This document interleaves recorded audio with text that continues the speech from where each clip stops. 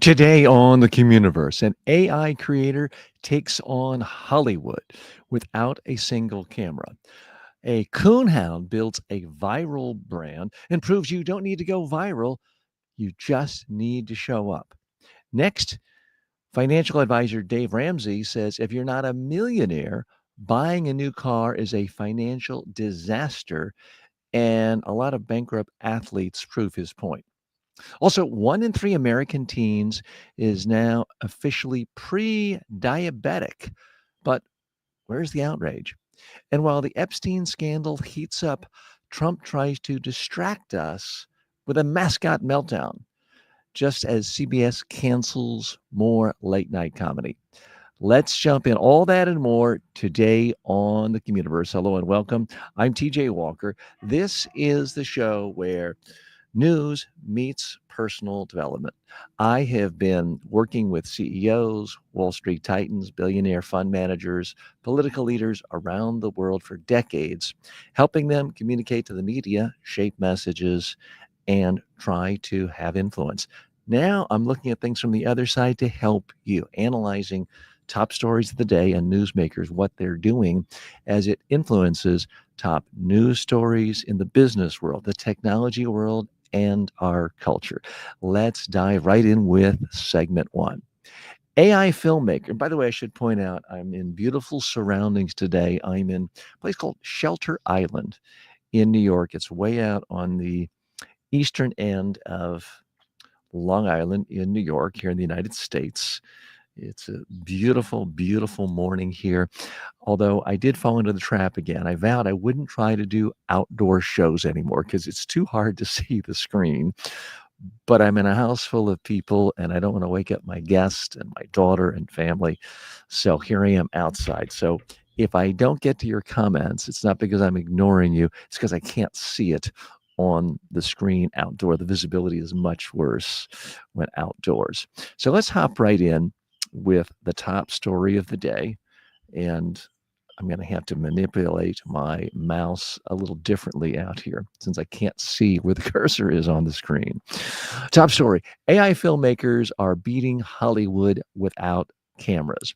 There is a revolution happening in film, and it doesn't involve cameras, actors, or crews. The Door brothers are indie filmmakers who've ditched traditional production in favor of artificial intelligence. Their most viral video, an AI generated Trump rapping in a limo, racked up more than 16 million views. Their work is entirely built using tools like ChatGPT, Runway, and Google's VO. They've generated dozens, even hundreds of iterations before publishing a final cut. Now, critics dismissed their work as AI slop, but Joe Rogan called it incredible. And audiences agreed. The Door brothers cleared $1 million in revenue last year, which, let's face it, that doesn't even pay for the catering on a large movie set. But for a tiny company without overhead, it's significant. As reported by the New York Times, their subversive lo fi style echoes 90s MTV, quick, chaotic, and unmistakably modern. This is the pattern we've seen with every entertainment shift. Silent film actors mocked the talkies. Radio stars dismissed TV. And now legacy filmmakers are doing the same to AI, but history doesn't wait. The new talkies are here, and this time they don't even need a lens. Again, I want to point out they've made $1 million already. And when your overhead is extremely low, a lot of that is profit. They don't use cameras. They're using AI tools. They're using Runway. They're using Google VO. Their Trump parody video, 16 million views. This is the future. Now, am I suggesting no one can make a regular film anymore? No, but there's a lot of holier than thou claptrap out there suggesting that, oh, that's not real, it's not serious. Well, nothing in movie making is real. The makeup is fake, the wigs are fake. When you see rain and snow, it's not real rain or snow most of the time. When you see Cary Grant running with 1950s with planes coming over, they're using green screens, they're using chroma key back then. So It's very hard to draw one particular line and say, this element of technology artifice is good and this is fake and bad. Well, let's not forget when the first movies came out and people saw a train coming at them on a screen, they jumped out of their chairs. They were so afraid of it. When people first heard music coming out of a phonograph, they thought, oh no, the room is filled with spirits. So new technology always freaks people out. This is no different. I think that there's tremendous opportunity for creators. I don't know that I personally am going to get into the realm of fictional feature making, but who knows? If we really do get to the point where you can kind of brainstorm concepts and AI can turn that into a compelling movie, who knows? Maybe I do a fictionalized version of analysis of the news every single day. I want to know from you, have you watched any of these videos by the Door brothers? Yes, there is a lot of AI slop out there, but you know what else puts out a lot of slop? Mainstream Hollywood. The average sitcom is garbage. It's the same cliches. There's always the doofus dad where he's the butt of every joke, and every kid and every wife is smarter than he is, and there's the laugh track. So I think a lot of this Hollywood saying, oh, there's nothing creative about this AI slop. That's the pot calling the kettle black. One of the reasons there is so little creativity coming out of Hollywood is because of the expense. And that's why we see all these Marvel movies, all these comic book movies, all this old intellectual property with the new version. That's why we have the Fast and Furious 153, because Hollywood executives realize, oh, there's a built-in audience, therefore that reduces our risk. Therefore, there's a chance we can, in fact, make some money on it. Well, if you reduce your cost structure down to almost zero, which is possible with artificial intelligence creating the video, you open up the world to wide ranges of possibility. So that to me is what's so exciting about it. It's one of the reasons why I'm excited to be doing a show like this, because I don't have to, like in the old days, pay a bunch of money to a TV studio, hire camera operators, and they're all wonderful people, hire gaffers, hire lighting experts. I've reduced the cost of this show to almost zero. Now, you may say, well, TJ, you're not lit very well today. Fair point. But it allows me the creativity of experimenting and doing new things. That's that's happening in the reality world, the fact-based, the news world, the news commentary world. But it is increasingly happening in the fictional world, the feature world, the creative world. And I think in general, it's a good thing. The market will sort things out.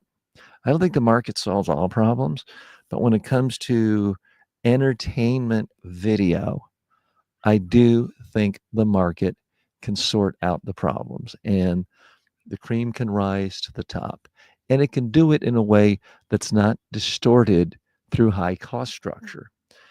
That is why if you go to the typical movie theater, everything is a part 2, 3, 4, 5, 10 of something your parents watched when they were kids, because there's so much pressure on Hollywood to find things that already work, that already have a built-in audience. And that's a big problem. That is a huge problem for anyone trying to do something creative. Okay, and as I mentioned to you, it doesn't solve all the problems. Sometimes you do things with a certain level of cost cutting and reducing cost structure, and it doesn't harm anything. But in the case of what I just did, I in fact clicked on something and I'm having a hard time finding my notes for the show to come back. There, I have found them, and I am going to get back to the right spot, and we can go to our next story. So, a lot going on here today. Again, if you're just joining me, this is the CommUniverse. This is a show where we look at the top news stories of the day related to business, technology, and culture and analyze everything through the lens of communication skills, all with the purpose of improving your personal success. That's what we do. We try to make it fresh and interesting by looking at top news stories that are in the news right now so that you can be up to date on top news stories, but not just do the doom scrolling. It's so easy to just look at news stories and get depressed and think, wow, the world's getting worse. I want you to be able to consume news and actually feel like you're improving. That's what I try to do as well. Issue two, a dog went viral by doing almost nothing. Maddie the coonhound didn't do tricks. She just stood there in strange places, on soup cans, on fence posts, on the roof of a van. If you don't believe me, and forgive me, I can't flash this up on the screen today, just Google Maddie the coonhound. Beautiful, beautiful pictures all over the world. So this dog, and let's face it, its owner placed the dog on top of things and created a media empire.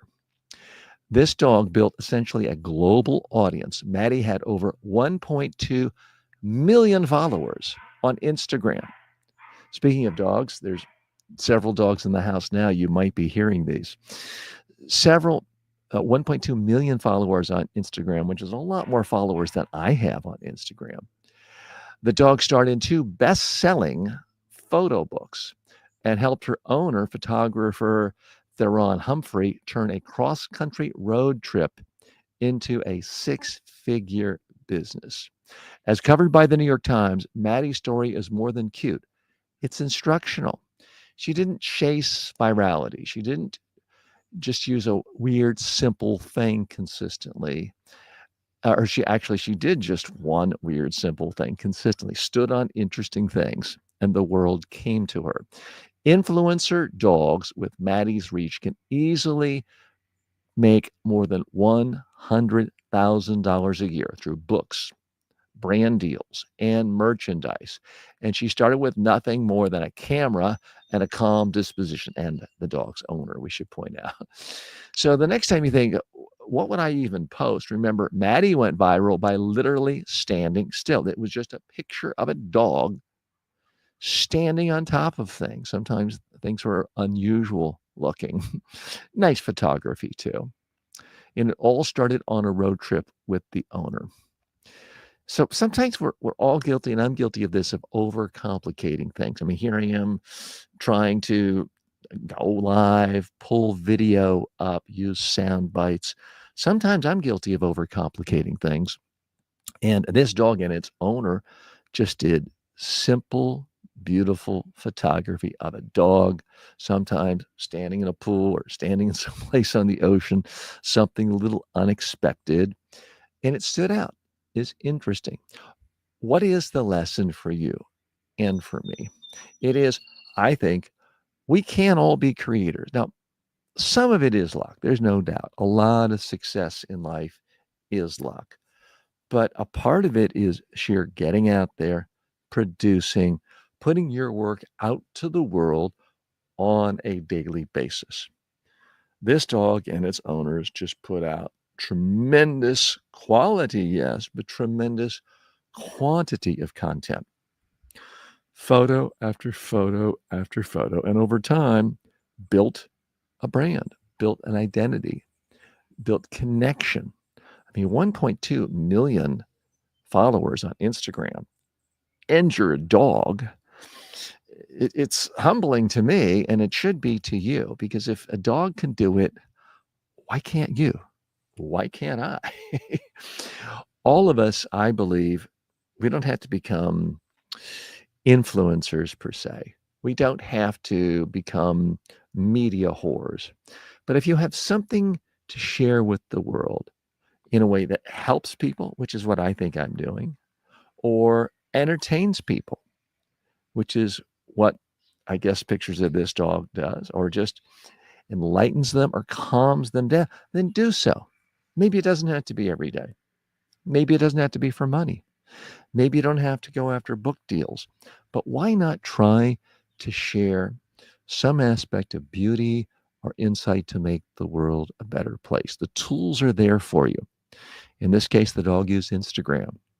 In my case today, I'm using YouTube, LinkedIn, Facebook, and a couple of other sites. And soon, starting September 2nd, I will be broadcasting this on every single podcast platform. That doesn't have to be you, but think about what it is you can share. And if you think your English or your first language isn't that great, guess what? You speak better than the dog did, and the dog reached 1.2 million people. So you don't have to speak. You could just put pictures up. You could just sing. You could do just text and self-publish books on Amazon Kindle. There's no one perfect way of doing it. There's no one way you have to share your expertise with the world. It could be through song, through text, through pictures, through images, through AI movies. You're shy, don't want to show your face? That's okay.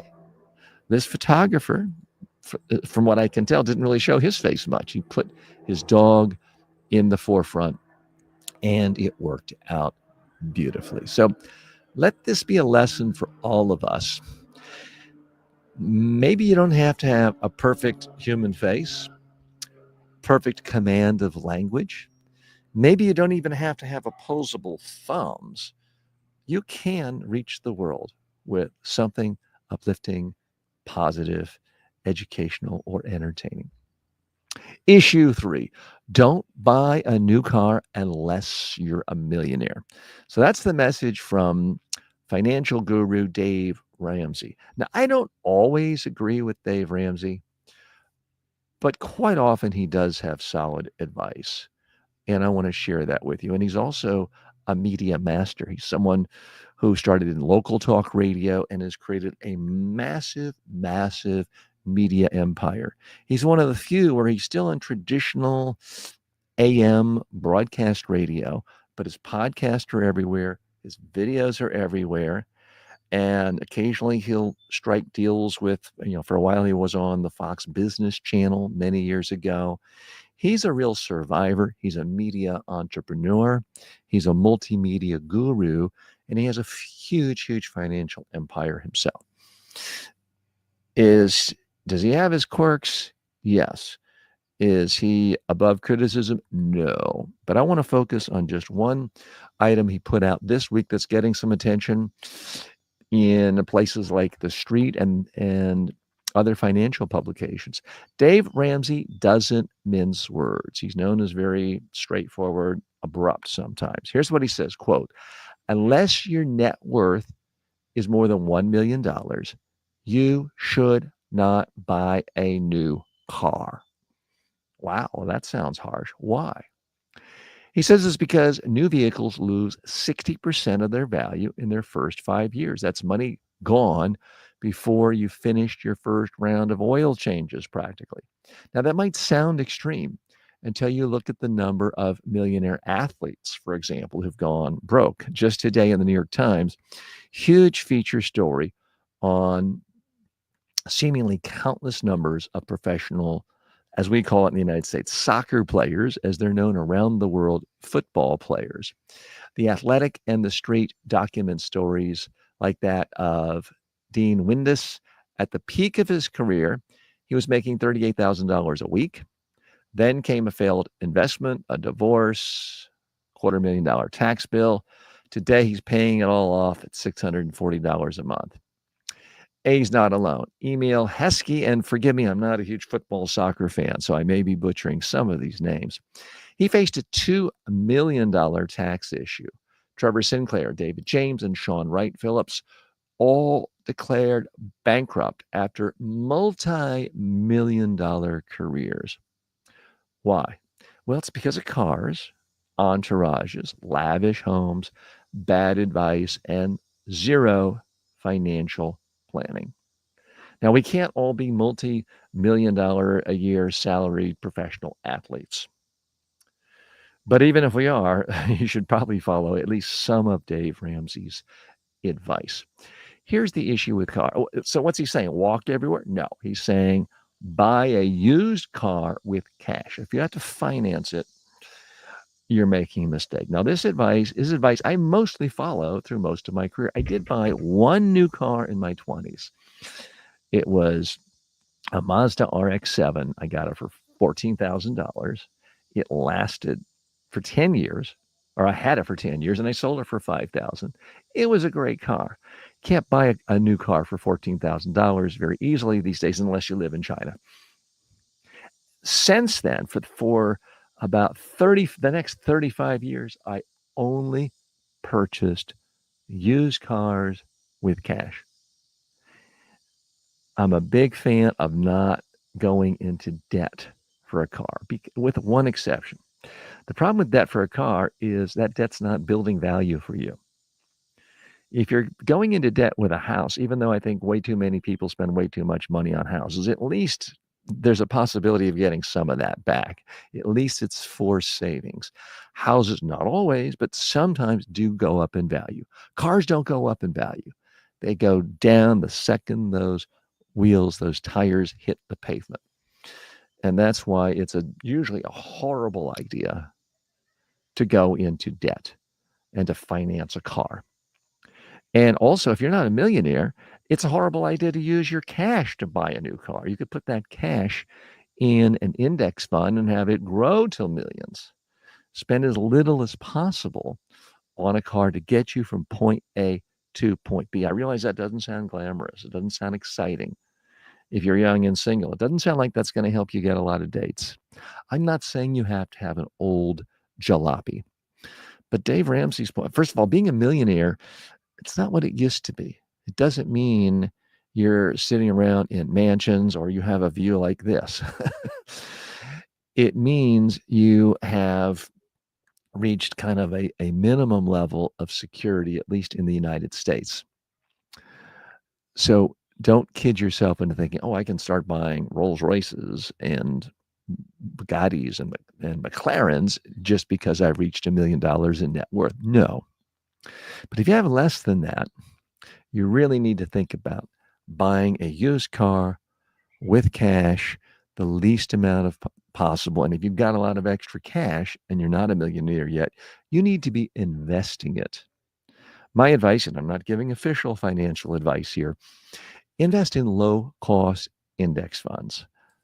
Broad-based market, S&P 500 if you're in the United States, whatever country you're in, look for something where you're not picking individual winners and losers, because all the research shows even well-educated financial managers, MBAs from Harvard and Stanford, with Bloomberg terminals, 95% of them don't beat the market over a 30-year period. So that's why I'm a big fan. And people like Warren Buffett actually advise individual investors to invest not in individual stocks, but in broad-based index funds. Do that long enough, then it's going to be easy to buy a new car. Now, I did buy a new car and actually financed it last year, and that was on the advice of CPAs and accounting teams that help us for financial planning as a part of a business. It's better for tax purposes, but it did not in any way impede my regular investments and regular savings. So, and I didn't do it for, like I say, decades. I bought used cars with cash. I would recommend that to you as well, because you don't want to end up like one of these athletes. Now, the New York Times today put a spotlight on soccer players, but you could do the same thing, especially in the United States, for American football players. An extraordinarily high percentage of NFL former players are bankrupt within 3, 4, 5 years of their career ending. And it's a shame. I remember one player who was a superstar at Clemson when I was at Duke, went to the pros, went to the Chicago Bears, made millions and millions and millions of dollars. And only a few years later, he was having to work as a mover, making, I don't know, $10 an hour because he had spent every penny of it. If you, whatever you make, you should be saving and investing some every month. I would recommend 10, preferably 20% of your income. But there are exceptions. If you are in a career where you think, I might only be here for 3 years making the big bucks, you really need to save more like 80% of your income. If you are a professional football player or basketball player, or you suddenly get a hit TV show, you don't know if one of those is coming back. So there are definitely certain industries where you need to think long and hard about really saving most of your money. This is the CommUniverse. I'm TJ Walker. Thanks for joining me today. We've got a lot more fun stories coming up. If you like this show, if you like the concept of the show, please let me know. Please post a comment if you're watching this on demand. If you're watching this on YouTube, sign up for regular notifications and please subscribe. As I've mentioned to you the last few weeks, we're in kind of a test phase here. This is a soft rollout. We're not really talking about it. It's a little bit of a hush hush thing. The show will be officially launching on September 2nd, 2025. We'll have more bells and whistles and a few more graphics and a little introductory music. And at that point, we will be going across all media, all social media platforms, all podcasting platforms. So you're going to want to really stay tuned for that and get ready for that. It's going to be a lot of fun. Issue 4. 1 in 3 teens in America now has pre-diabetes, and we're barely talking about it. This is according to the Center for Disease Control, as reported by The Hill and the Journal of American Medical Association Pediatrics. This is one of the most disturbing public health trends and stories in America, and almost no one seems to be alarmed by it. According to the latest CDC report, more than 8.4 million U.S. adolescents between the ages of 12 and 17, that's 32.7%, now have pre-diabetes. That's 1 in 3 teens with elevated blood sugar and a serious risk of developing type 2 diabetes, heart disease, and stroke. As reported by The Hill, the findings align with a long-term trend backed by the JAMA Pediatrics. Prediabetes rates among teens more than doubled from 1999 to 2018, rising from 12% to 28% in just 2 decades. This is not about debate. This is about consequences. These kids aren't at risk. They're already showing signs of chronic disease, and most don't even know it. Their parents don't know it or don't seem to care. This isn't a data problem. It's an environment problem driven by ultra-processed food, sedentary habits, poor sleep, and endless marketing of sugar and salt. If 1 in 3 teens had a contagious virus, we declare a national emergency. Well, this is a virus. It's a silent one, essentially, but it's just as deadly. So here's the problem. Yeah, someone dies in a plane crash. That's front page news, big, especially if more than 10 people die. If someone is decapitated on an amusement park ride, big front page story. But when 8.5 million kids get a disease, but it doesn't kill them instantly, but it does sometimes reduce their life 10, 15, 20, 30 years, no one seems to care. It's too slow. It's too gradual. It doesn't get news attention. What's driving all this? If you want to know, do a little investigation. The good news is you don't have to leave your home to do the investigation. Go right now to your kitchen cabinet. Look at everything that's in a box or a bag or a package. Now look at the ingredient list. Quite often you'll see the first or second ingredient is sugar. That might not say the word sugar. It probably has something fructose, sucralose, some kind of ose. It's actually very difficult to find any packaged good from most grocery stores that don't have sugar pumped into. Even Cheerios that people think are so healthy, there's still sugar put in. That whole wheat bread that's tasting good, there's sugar put in it. There's sugar put in almost everything. And it is killing us. It's creating, again, it's not about aesthetics. It's not about, oh, TJ's fat shaming. It's not about fat. It's about chemically altering your body, creating chronic disease. Because when you get prediabetes, you're on the road to getting diabetes. That dramatically increases your chances of stroke, heart disease, hypertension, and early death. This is serious stuff. This is not about looking good when you're frolicking out on the beach. It's about your life. And we Americans are some of the worst in the world because 2/3 of us are overweight. A huge percentage of us are obese. 70% of Americans are overweight or obese. Virtually all of them are pre-diabetic or diabetic. And that's why we are seeing our average lifespan go down in some years and be dramatically shorter than countries that are much poorer than ours. Places like Italy and France with lower per capita income live longer lives. And it's not just an extra 5 years, it's an extra sometimes 10, 15 years of health span. So it's not enough to just make it to 80. The last 15 years, you can't get out of the couch because you're diabetic and obese. That's not very meaningful life. It's about being healthy. It's far easier to be active if you're not diabetic.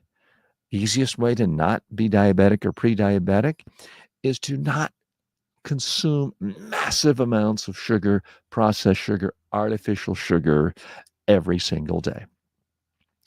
And it's hard because you may hear me or you may read some health article once a month saying we're eating too much sugar.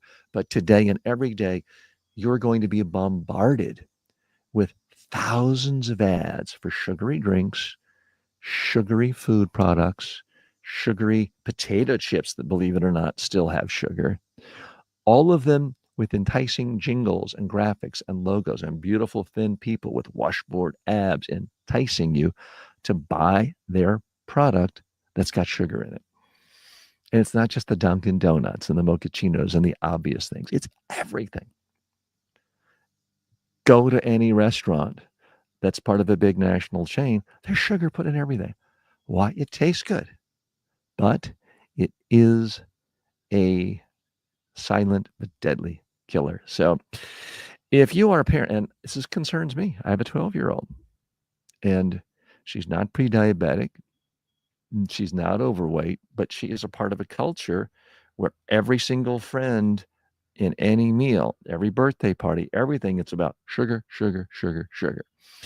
So I believe if you want to be a good parent today and you want to ensure that your child lives a long and healthy life, you kind of have to be the bad guy, the bad mom, and say, no, in our house, we're going to try to eat real food that doesn't have a lot of sugar added. How do you handle that in your family? I would especially love to hear from so many of our viewers and listeners around the world. Post your comments in the comment section, whether you're watching this on LinkedIn, Facebook, YouTube, or Twitch. Issue 5. Now, I deliberately saved the last issue for the day for a topic I don't really like talking about because it does talk about politics. It talks about a particular politician. And I really sincerely want this show to be primarily about business news, technology news, and broader culture news.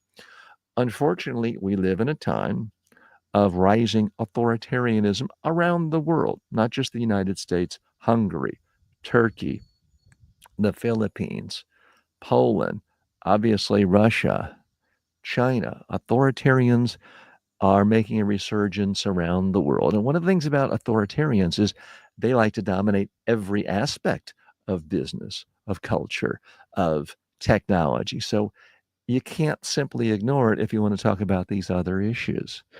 So that's why I do have to talk once again about the great orange one in DC, the president of the United States. So Donald Trump is once again grabbing headlines.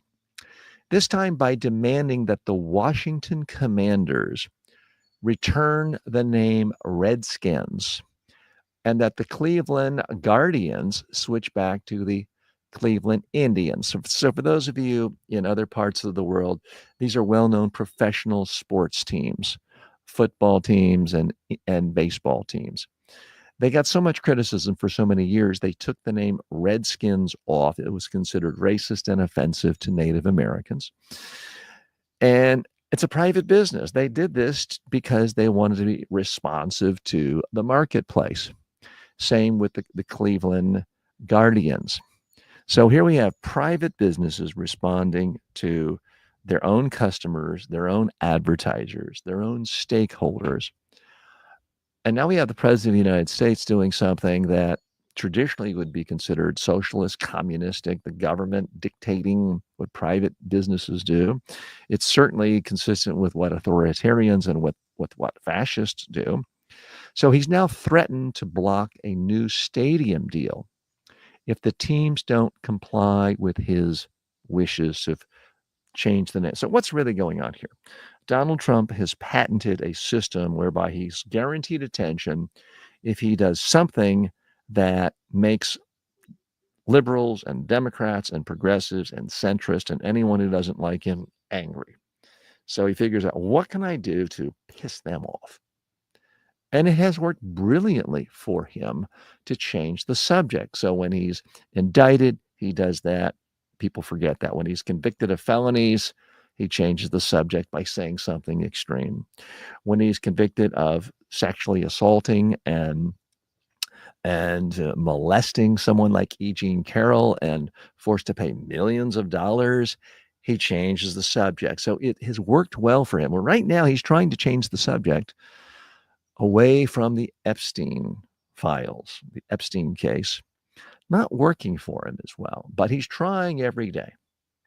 Now, well-known pundit, someone I like and respect and reference here from time to time, Scott Galloway, points out that every single day, Trump huddles with his communications team and ChatGPT, and he just says, all right, plug into ChatGPT. What are the most ridiculous, extremist, outrageous things I can say to get the news media to focus over here so they stop talking about the Epstein files over here? That's essentially what he's doing. And I think Galloway is 100% on the mark with that. It appears to be done. So it's an awkward thing for any pundit, for any commentator, is even by talking about what Trump is saying, we're essentially doing his business for him. We're aiding and abetting the possible cover-up of crimes. And yet he is the president of the United States. What he says isn't just an opinion. He does have tremendous power. So we have to talk about it. So what's really happening here? And how is it shaping our current zeitgeist?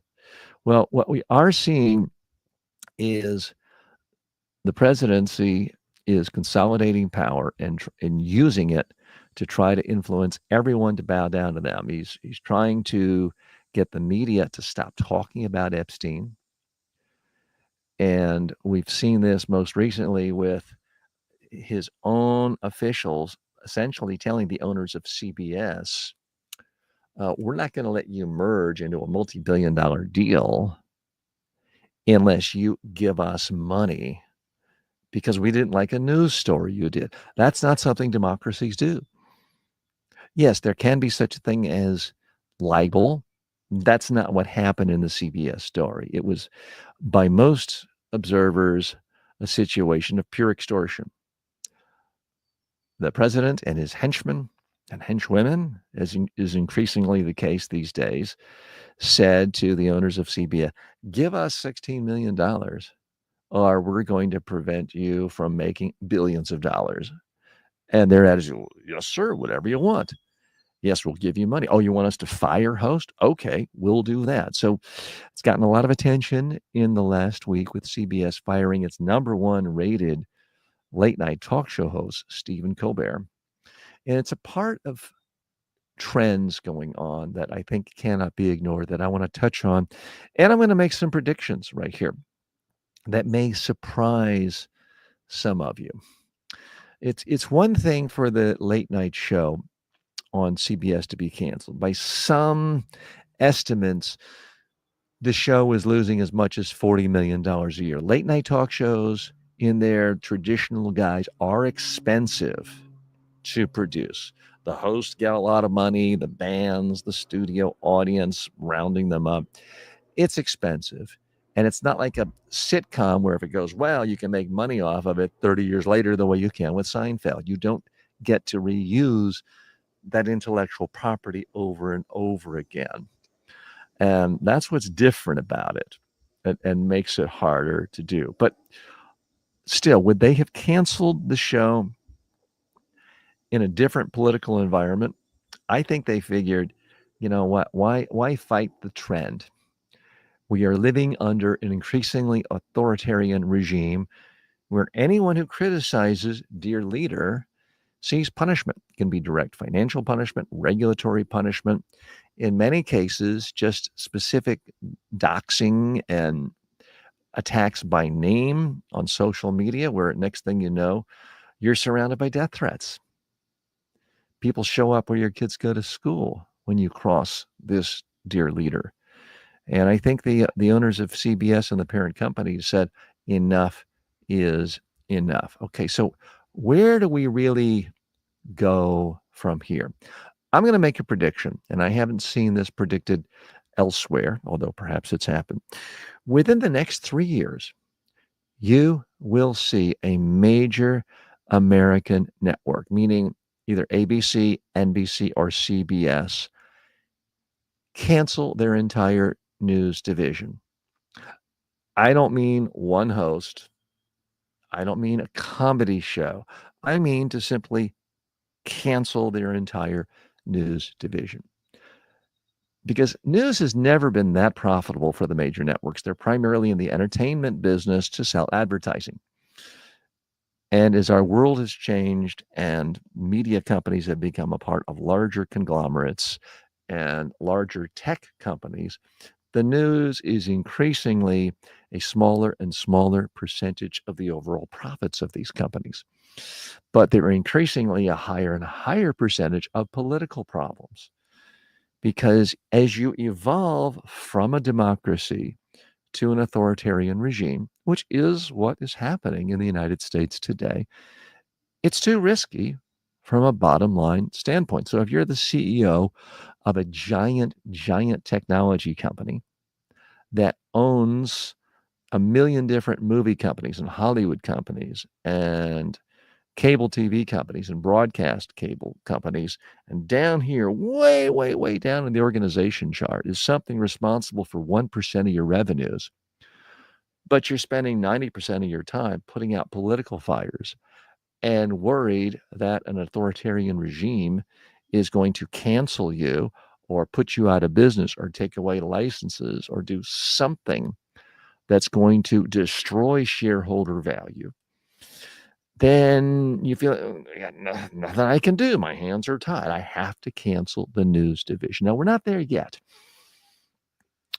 but the lines are changing every single day. The boundaries are changing, and I'm predicting it right here today on July 21st, 2025, that within the next 3 years, one of the three major networks, their entire news division, I don't mean just the nightly news, I don't mean the 6:30 news, I mean every single person in the news division is fired, and they just put on more sitcoms or more movies or maybe user-generated content.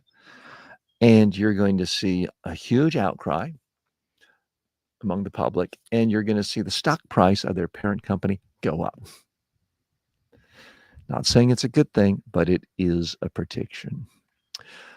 Thanks so much for joining me today. This has been the CommUniverse, where we try to really look at stories through a lens of communication skills and boil it down to personal development lessons for you to make you more successful. So what's the lesson of that last one? It's really about if you aspire to be in the news media or share your ideas about what's new, don't count on a big network. You got to do what I'm doing. Maybe you can do it better. Grab your own microphone. Buy a $20 ring light, which I have now. Buy a $30 webcam, which I'm using.